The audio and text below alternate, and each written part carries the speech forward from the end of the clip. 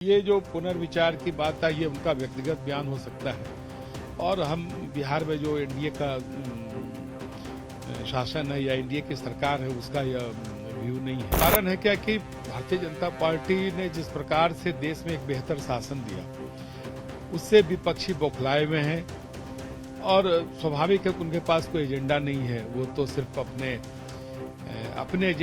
परिवारवाद के एजेंडे पर काम करते हैं। सरकार तो हरकत में आई है और ये हो सकता है कि स्थिति को इस तरह से शरारती तत्वों द्वारा ला दिया जाएगा, उसको समझने में कहीं न कहीं प्रशासन उसको ठीक से समझने में विलम्ब किया है। नहीं ठीक है, ये तो हम बताएं ना कि ऐसे तत्व हैं, राजनीतिक तत्व हैं जिसकी मंशा पूरी नहीं हो पा रही है बिहार में, वो कहीं न कहीं पूर्व नियोजित संयंत्र के द्वारा इस तरह के तत्वों को हवा दे रहे हैं और अपनी राजनीतिक रोटियां सेक रहे हैं। बिहार के उप मुख्यमंत्री तारकिशोर प्रसाद जी हैं, उनसे बात करते हैं कि आखिर जिस तरह से बिहार में जो घटनाएं घट रही है, खासतौर पर देखिए अग्निपथ पूरे देश में लागू होगा, लेकिन बिहार में ही इतना हंगामा क्यों हो रहा है। उप मुख्यमंत्री जी, आपसे ये हम जानना चाहेंगे कि बिहार में ही इतना हंगामा क्यों हो रहा है। पूरे देश के लिए ये योजना है, बिहार के युवा इतने नाराज क्यों हैं। देखिए, ये युवाओं के नाम पर जो शरारती तत्व हैं, जो बिहार को और देश को अस्थिर करना चाहते हैं, ऐसे तत्व इस तरह के आंदोलन में उनका प्रवेश हुआ है और उसके कारण ये सारी परिस्थितियां बनी है। क्योंकि आपको पता है कि भारत में जो बिहार के नौजवान हैं वो काफी प्रतिभावान हैं और हमेशा उन्होंने अपने प्रतिभा का बेहतर प्रदर्शन राष्ट्रीय और अंतर्राष्ट्रीय स्तर पर भी किया है। तो बिहार के युवा इस तरह की हरकत कर नहीं सकते। तो वो कौन लोग हैं, कौन आप ऐसे देखिए शरारती तत्व हैं और उसके पीछे जो एक राजनीतिक जो ताकत है वो ऐसे लोगों की ताकत है जिसने बिहार को दोहन करने का काम किया है और अपने घर के बेरोजगारी को दूर करने का काम किया है, जो अपने शासनकाल में तो कभी बेरोजगारी दूर करने के लिए उन्होंने कोई ठोस कार्यक्रम भी नहीं बनाया। लेकिन जब बिहार में माननीय मुख्यमंत्री जी के नेतृत्व में एनडीए की सरकार विगत 15-16 वर्षों से बेहतर काम कर रही है और केंद्र में यशस्वी प्रधानमंत्री जी के नेतृत्व में भारत ने अपने पुराने गौरव को प्राप्त किया है और कई योजनाओं के द्वारा सरकार आम लोगों तक पहुंचने का प्रयास की है। और यह जो एक महत्वाकांक्षी योजना है रक्षा मंत्रालय की, यह योजना पूरे देश के नौजवानों के लिए एक महत्वाकांक्षी योजना है। और ठीक है, लेकिन हम ये कहेंगे कि आप कह रहे हैं कि राजनीतिक इसका कारण है, राजनीतिक जो विपक्षी हैं वो, लेकिन पुलिस भी आपकी नाकाम साबित हुई है, ये बात मानते हैं आप? क्योंकि जिस तरीके की घटना हुई है उसको कंट्रोल करने में कहीं ना कहीं पुलिस लापरवाह रही है, नाकाम रही है। देखिए, कल से पुलिस तो एक्शन में बेहतर ढंग से आई है। 3 दिन से हो रही है। नई घटना विगत 2 दिनों से हो रही है। कल पुलिस बेहतर ढंग से एक्शन में आई है। माननीय मुख्यमंत्री जी लगातार उसकी समीक्षा भी कर रहे हैं और हम सब भी लगातार नजर रखे हुए हैं और स्थिति तो नियंत्रण में हुई है। आज 2-3 जगह अगर छोड़ दे तो शेष जगह काफी शांतिपूर्ण रहा है। हम सरकार की पहली जवाबदेही है कि कैसे हम कानून व्यवस्था को बेहतर करें, जनजीवन सामान्य हो, और उस प्राथमिकता की ओर हम सब लगे हैं।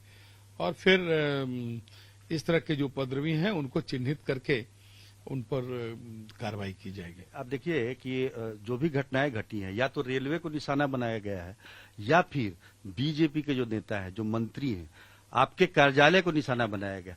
इतना आक्रोश बीजेपी के खिलाफ नहीं। देखिए, ये बीजेपी के खिलाफ आक्रोश नहीं है।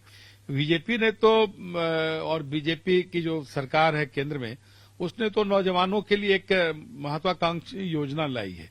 एक्चुअली जो सरकार की कल्याणकारी योजनाएं हैं, बेरोजगारी और कई ऐसी चीजें हैं जो उसे दूर करने के लिए सरकार लगातार प्रयास कर रही है।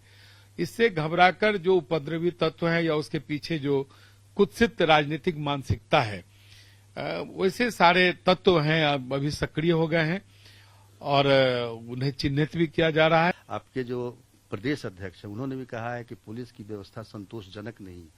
आपको क्या लगता है कि दोनों जो पार्टियां जो सरकार में हैं केवल बीजेपी पर ही क्यों, और दूसरी तरफ आपकी जो सहयोगी दल है वो कह रही है कि इस पर पुनर्विचार होना चाहिए, आप कह रहे हैं महत्वाकांक्षी नहीं, ये जो पुनर्विचार की बात है ये उनका व्यक्तिगत बयान हो सकता है, और हम बिहार में जो एनडीए का शासन है या एनडीए की सरकार है उसका यह व्यू नहीं है।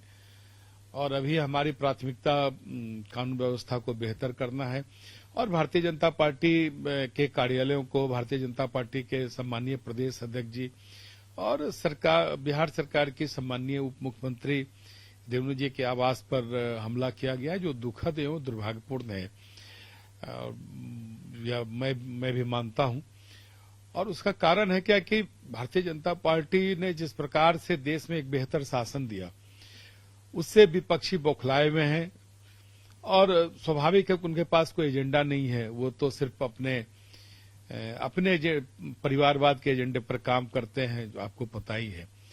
तो इस तरह के एजेंडों से घबराकर उनके जो शरारती तत्व हैं जो उन्हें कहीं न कहीं अप्रत्यक्ष रूप से उन्हें समर्थन दे रहे हैं, और उन लोगों ने टारगेट करके इस तरह का एक हमला प्रयोग शुरू किया है, और यह सफल नहीं हो पाया। हमारा ये सवाल है आपसे कि आप भी सरकार में और आपको इस तरह से अगर प्रोटेक्शन आपको लेना पड़ रहा है, आपको सुरक्षा बढ़ानी पड़ रही है, सरकार तो हरकत में आई है, और ये हो सकता है कि स्थिति को इस तरह से शरारती तत्वों द्वारा ला दिया जाएगा, उसको समझने में कहीं न कहीं प्रशासन उसको ठीक से समझने में विलंब किया है। वो तो अब एक अलग बात है, उस पर हम सब बाद में उन सारे चीजों को हम लोग देखेंगे। लेकिन अभी हमारी जो प्राथमिकता है कि हम कानून व्यवस्था को कैसे बेहतर करें, आम जनजीवन सामान्य हो, उस पर हमारा संपूर्ण रूप से दृष्टि है। ये कहा जा रहा है कि सुनियोजित साजिश भी हो सकती है, पुलिस सूत्रों का ये कहना, हालांकि खुलकर नहीं बोल रहे हैं। नहीं, ठीक है, ये तो हम बताएं ना कि ऐसे तत्व हैं, राजनीतिक तत्व हैं जिसकी मंशा पूरी नहीं हो पा रही है बिहार में, वो कहीं न कहीं पूर्व नियोजित संयंत्र के द्वारा इस तरह के तत्वों को हवा दे रहे हैं और अपनी राजनीतिक रोटियां सेक रहे हैं। बिल्कुल। तो उप मुख्यमंत्री जी का कहना है कि जो ये साजिश हुई है उसके बारे में पुलिस पता कर रही है, जांच कर रही है, लेकिन ये भी कहना है कि कहीं ना कहीं पुलिस की भी लापरवाही पूरी तरीके से अगर देखा जाए तो इस पूरे प्रकरण में है। युवा नाराज जरूर हैं, लेकिन इसके पीछे कोई और वजह भी हो सकती है, एक साजिश भी हो सकती है।